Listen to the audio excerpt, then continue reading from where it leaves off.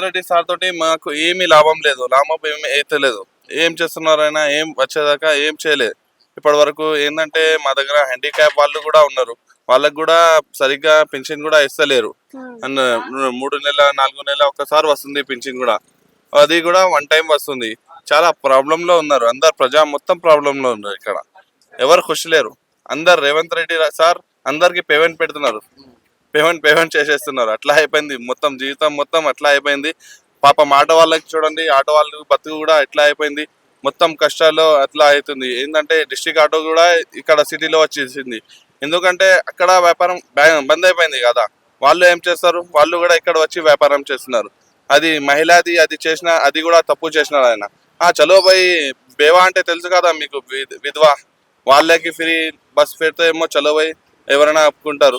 ఇది ఏంటి, ఇది లాభం లేకుండా అందరికీ ఫ్రీ అంటే అందరు పోతున్నారు, దానిలో ఎక్కుతున్నారు. ఏమీ లాభం లేదు, ఒక్క లాభం పని చేస్తలేడు ఆయన. హైదరాబాద్ లాభం ఉందా లేదా? ఏమీ లాభం లేదు, ఎవరు సంతోషంగా లేదు. ఎవరు చెప్తే వాళ్ళు అరే నేను కూడా చూస్తున్నా రేవంత్ రెడ్డి ఎట్లా ఉన్నారంటే అందరు తిడుతున్నారు. ఆయన చూస్తే కొంచెం అందరి గురించి ఆలోచించాలా. గరీబ్ వాళ్ళు కూడా ఉన్నారు, మంచి వాళ్ళు కూడా ఉన్నారు.